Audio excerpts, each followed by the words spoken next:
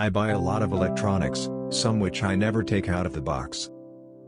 Apart from values and ethics which I have tried to live by, the legacy I would like to leave behind is a very simple one, that I have always stood up for what I consider to be the right thing, and I have tried to be as fair and equitable as I could be.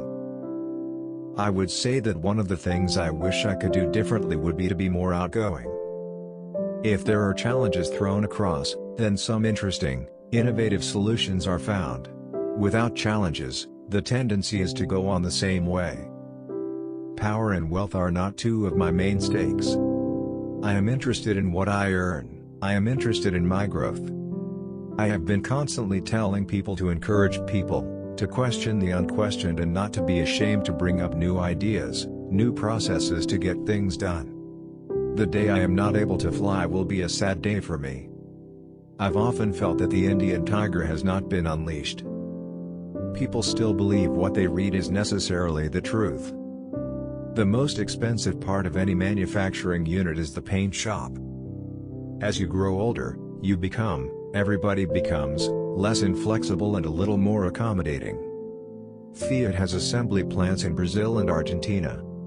New startups embody the creativity, the innovation of young people, and for me, it was and is a very worthwhile experience to interact with them. Flying, I continue to be involved with. I love flying, and I hope to keep doing it so long as I can pass my medicals and stay proficient. Flying, I continue to be involved with. I love flying, and I hope to keep doing it so long as I can pass my medicals and stay proficient. I may have hurt some people along the way, but I would like to be seen as somebody who has done his best to do the right thing for any situation and not compromised. If it stands the test of public scrutiny, do it. If it doesn't stand the test of public scrutiny, then don't do it. There are many things that, if I have to relive, maybe I will do it another way.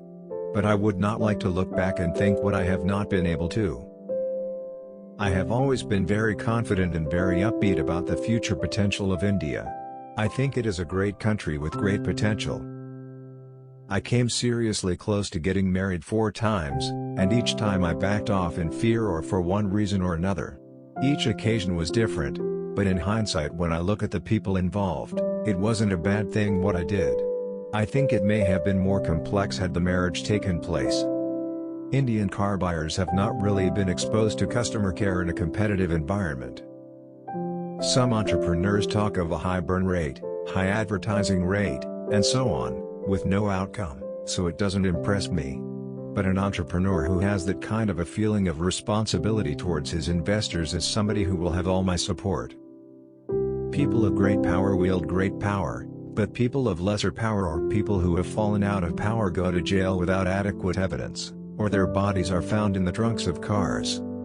If we dispense with some of our self-made boundaries, India can really take its place in the world as an economic power. It hasn't happened because we, sadly, don't look at ourselves as Indians but as Punjabis or Parsis, unlike the Americans. Don't make such boundaries.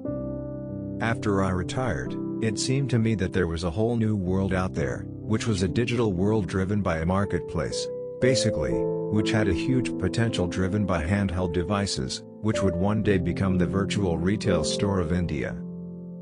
I will certainly not join politics. I would like to be remembered as a clean businessman who has not partaken in any twists and turns beneath the surface, and one who has been reasonably successful. I can tell you in all honesty that I am highly connected to my family, my wife, and my 3 children, though I don't get to spend dollops of hours with them. India needs to come out of its socialist pattern of doing things on a rationing basis. The early Rockefellers made their wealth from being in certain businesses and remain personally very wealthy. Tatas were different in the sense the future generations were not so wealthy. They were involved in the business, but most of the family wealth is put into trust, and the family did not, in fact, enjoy enormous wealth. When you have to earmark human and monetary resources for such a long time, it starts to hinder your other activities. A founder who is in for the short run, or has no passion for the sector he is in, doesn't give me a great deal of comfort. What I would like to do is to leave behind a sustainable entity of a set of companies that operate in an exemplary manner in terms of ethics, values and continued what our ancestors left behind. I always felt that Nano should have been marketed towards the owner of a two-wheeler because it was conceived giving the people who rode on two wheels with the whole family an all-weather safe form of affordable transportation, not the cheapest. My most visible goal is to do something in nutrition to children in India, and pregnant mothers. Because that would change the mental and physical health of our population in years to come. I am in favor of disinvestment.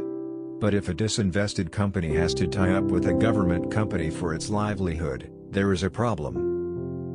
When you see in places like Africa and parts of Asia abject poverty, hungry children and malnutrition around you, and you look at yourself as being people who have well-being and comforts, I think it takes a very insensitive, tough person not to feel they need to do something.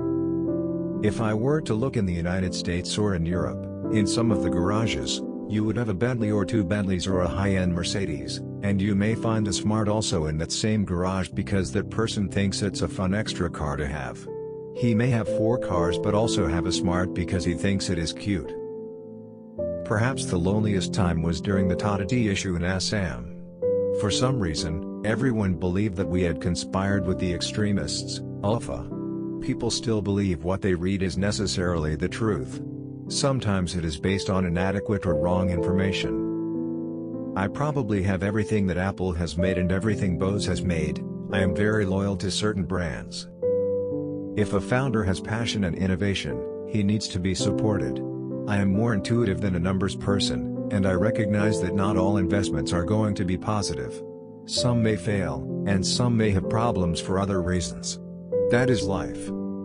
Thank you for watching. If you love this video, please do comment, like and subscribe. Spread love. God bless you.